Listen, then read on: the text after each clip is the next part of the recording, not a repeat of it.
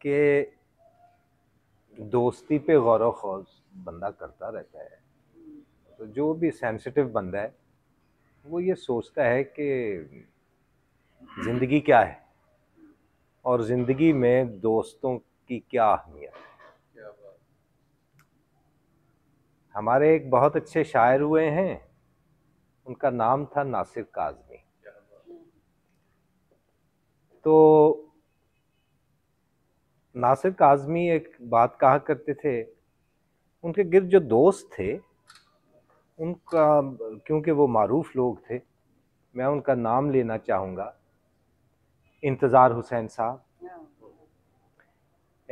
उस शोहरत बुखारी, उसके अलावा एक साहब होते थे शेख सलाहुद्दीन, उन्होंने भी नासिर पर एक किताब लिखी हुई। तो नासिर को आगे बढ़ाने में उनके दोस्तों का बड़ा किरदार था।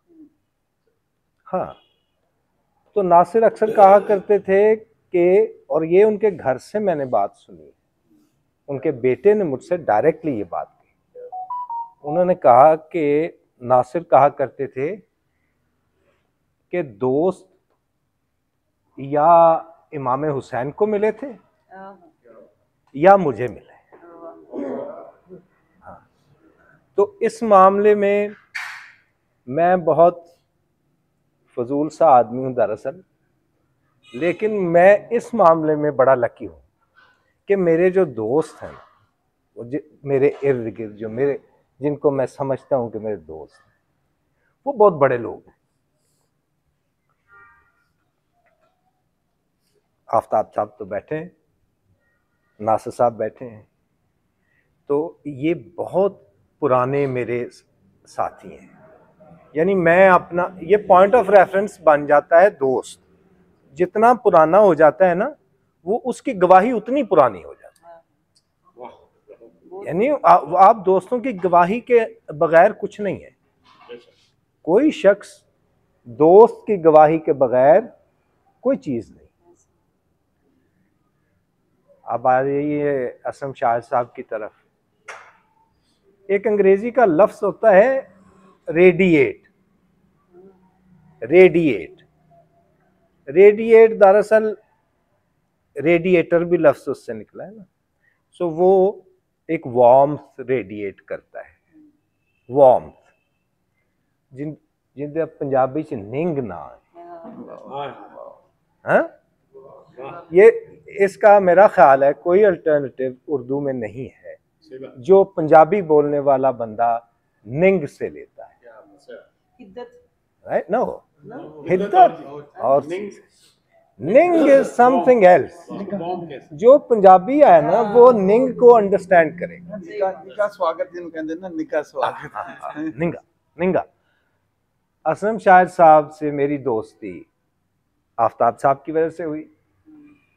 चुनाचे हमारी जो है रिश्ता और जो ताल्लुक है वो कितने साल जी को 30 साल हो गए। इन 30 सालों में असलम शायर साहब से मेरा उतार चढ़ाव में ताल्लुक रहा है। और जिस हादसे का जिक्र सब दोस्तों ने किया, कभी कभी देखें जिंदगी में जो नशेब आते हैं वो दरअसल फराज के लिए आते हैं। इनको जो प्रॉब्लम हुई,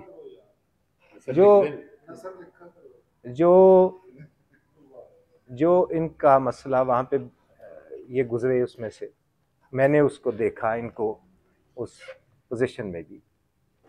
अब मैं असलम साहब को देखता हूँ तो हमारे एक और शायर हुए हैं, उनका एक शेर है, उनका नाम था ज़ियाद जालंधरी। तो उनका मुझे शेर याद आता है। देख फूलों से लदे धूप नहाए हुए पेड़,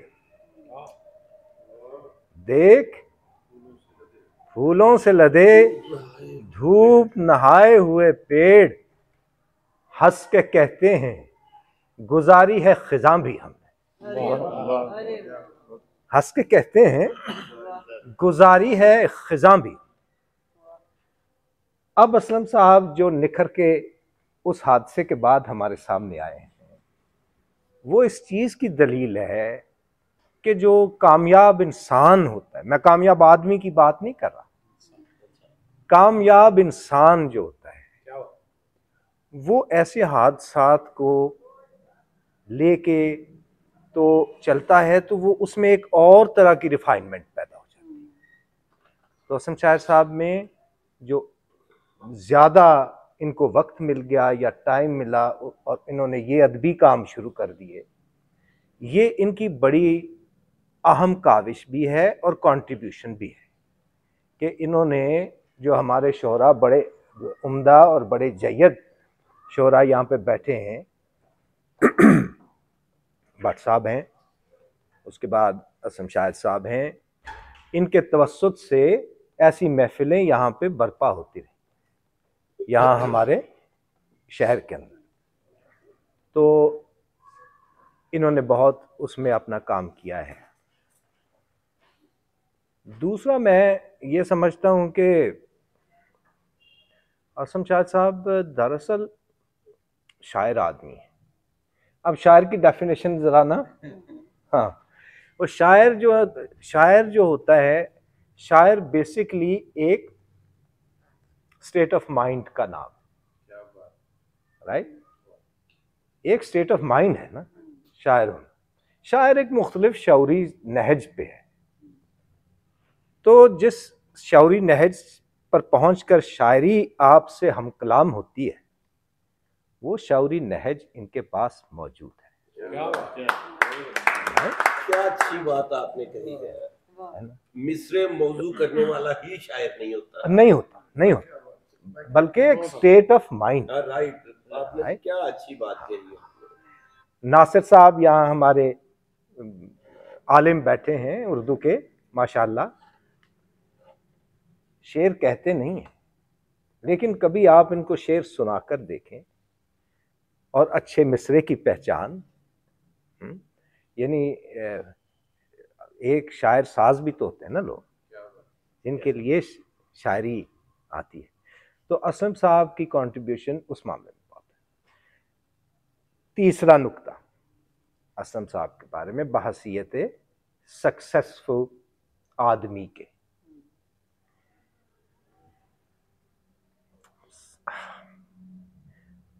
कई दफ़ा मुश्किल हो जाता है कई चीज़ों को डिस्क्राइब करना कि सक्सेस क्या है।